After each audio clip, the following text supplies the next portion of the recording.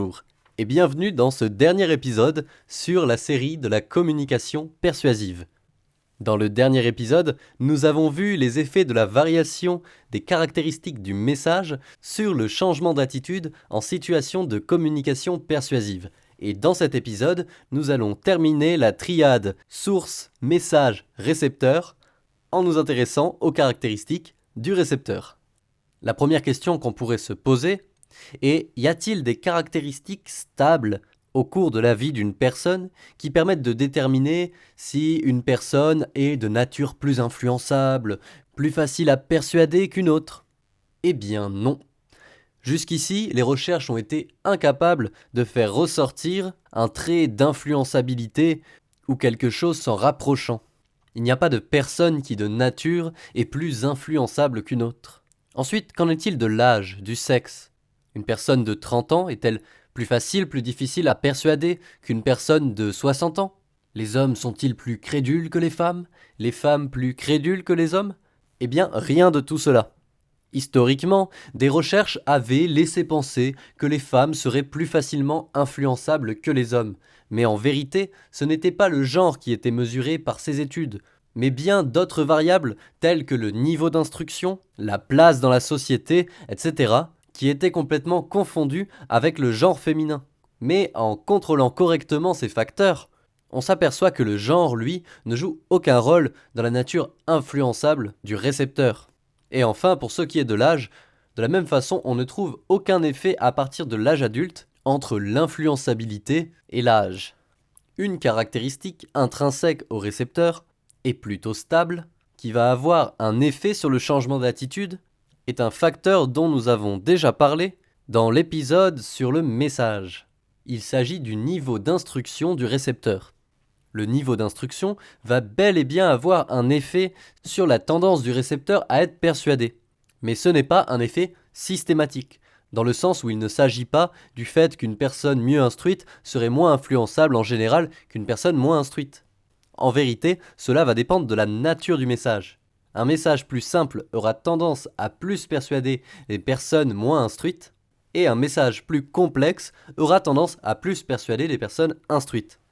Car celles-ci ayant des capacités de contre-argumentation plus élevées, elles vont rejeter bien plus souvent les messages simples, car elles vont y trouver beaucoup d'objections. Alors que pour les messages complexes, ils vont être en capacité de bien les comprendre et donc auront plus de chances que des personnes moins instruites d'être persuadées à la suite de ce message.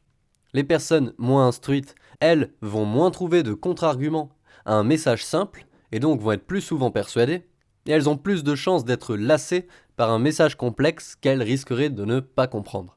Voyons maintenant ce qu'il en est pour les caractéristiques temporaires du récepteur. Il va s'agir d'aspects cognitifs, c'est-à-dire le fait de lui donner certaines informations, et d'autre part d'aspects affectifs, l'état émotionnel dans lequel il se trouve.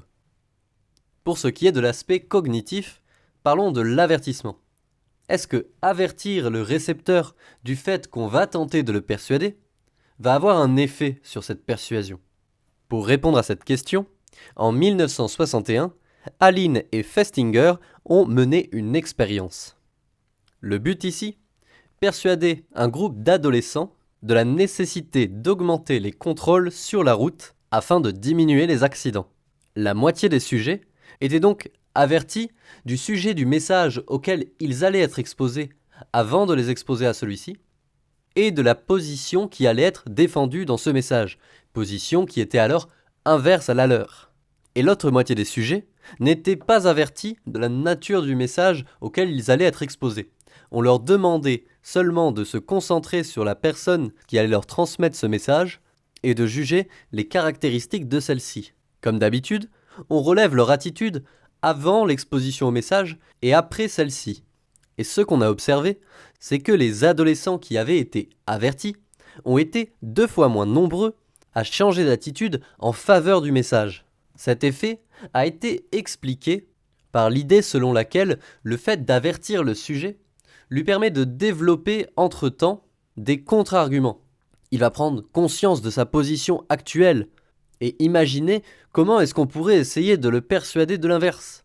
Il va se construire en quelque sorte une défense argumentative qui va faciliter le rejet des arguments contenus dans le message.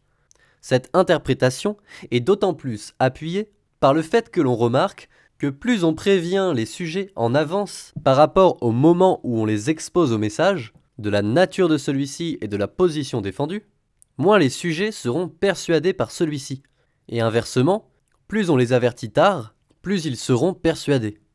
Une deuxième chose qui appuie cette idée selon laquelle c'est le traitement cognitif que va opérer le récepteur avant de recevoir le message qui va faciliter le rejet de celui-ci, et que lorsqu'on distrait les récepteurs après leur avoir dit de quoi allait parler le message et la position défendue, ils sont tout aussi persuadés par le message que ceux qui n'ont pas été avertis, car la distraction les a empêchés de fabriquer ces contre-arguments pendant le temps qu'ils avaient avant l'exposition au message. Il semble bien que la fabrication de contre-arguments pendant le laps de temps qu'ils ont entre l'avertissement et l'exposition au message soit une bonne explication pour comprendre pourquoi ils sont moins persuadés que ceux qui n'ont pas été avertis. Nous avons parlé d'un aspect cognitif chez le récepteur, parlons maintenant d'un aspect affectif, l'état émotionnel du récepteur. Nous allons voir l'interaction de l'affect du récepteur avec sa motivation à traiter les arguments du message en nous appuyant sur le modèle heuristique systématique que nous avons vu il y a quelques épisodes de cela. Voyons donc l'impact de cet affect dans 3 cas différents. Un cas de forte élaboration cognitive, un cas d'élaboration cognitive modérée et un cas de faible élaboration cognitive. Nous avons souvent répété dans cette série sur la persuasion, à partir de l'introduction du modèle ELM, que lorsqu'un sujet était dans les bonnes conditions de motivation, de capacité à traiter le message, etc., il va s'engager dans une élaboration cognitive approfondie, un traitement du message élaboré. C'est ce que le modèle heuristique systématique théorise comme un passage par la voie systématique, et ce que le modèle de la probabilité d'élaboration théorise comme un passage par la voie centrale. Dans ce cas, l'impact de l'état émotionnel du récepteur va être faible, voire nul. C'est à partir du deuxième cas, un cas où l'élaboration cognitive est modérée, que l'affect va commencer à jouer un rôle. Rappelons que dans le modèle heuristique systématique, le récepteur est un stratège motivé. Il va utiliser plus ou moins la facilité ou l'élaboration au cours de son écoute du message dans le but de servir ses intérêts. Son intérêt pouvant être de se protéger d'un message dangereux, de maximiser son plaisir ou d'avoir la sensation d'avoir suffisamment bien compris le message auquel il est exposé pour pouvoir se positionner face à celui-ci. Dans le cas donc d'un état émotionnel positif chez le récepteur, celui-ci ne va pas avoir envie que les choses changent. Il se sent bien. Il n'est donc pas très motivé à s'investir dans un traitement cognitif important, un traitement élaboré, pour saisir les arguments du message. Dans ce cas-là, l'affect va beaucoup plus primer, et le récepteur va passer par la voie heuristique, c'est-à-dire celle qui fait appel à des processus de jugement automatiques. Mais si son état émotionnel est négatif, le récepteur vit une expérience désagréable. Il est motivé à ce que les choses changent. Il veut changer son état. Et cette motivation à changer d'état peut se reporter sur une motivation à bien saisir le message qui lui est donné, par espoir ou par impression, que ceci va l'aider à changer d'état. C'est par exemple ce qu'on obtient avec un appel à la peur bien dosé. Dans ce cas-là, l'état émotionnel ne va pas primer dans les jugements. Il intervient ici seulement comme facteur motivationnel à traiter correctement le message. Et c'est au contraire les arguments qui vont primer sur le changement d'attitude du récepteur, qui va passer alors par la voie systématique. Enfin, le cas dans lequel l'affect va avoir le plus d'impact sur le changement d'attitude du récepteur est dans le cas d'une faible élaboration cognitive de celui-ci, soit parce qu'il n'est pas motivé, incapable de traiter le message, etc. L'affect intervient alors comme un indice périphérique, comme nous l'avions vu dans le modèle de la probabilité d'élaboration. C'est-à-dire que le récepteur ne suit pas trop les arguments du message, mais si par exemple il se sent bien, Il ne saura pas trop pourquoi, mais il sera plutôt d'accord avec le message. À l'opposé, si son état émotionnel est désagréable, qu'il ressent un affect négatif, de la même façon, il ne saura pas trop pourquoi, mais il sera plutôt en désaccord avec ce message. On voit donc que quand l'élaboration est forte, c'est le type d'argument qui va compter et non l'affect. Au contraire, quand l'élaboration est faible, c'est bien la nature positive ou négative de l'affect qui va compter et non les arguments.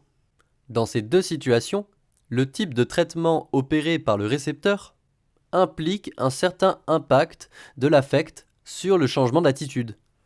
Alors que quand l'élaboration cognitive du récepteur est modérée, ici c'est le type d'affect, positif ou négatif, qui va déterminer si le récepteur aura plutôt tendance à se baser sur celui-ci dans son changement d'attitude, dans le cas où l'affect est positif, ou au contraire, à plutôt se baser sur les arguments, dans le cas où l'affect est négatif.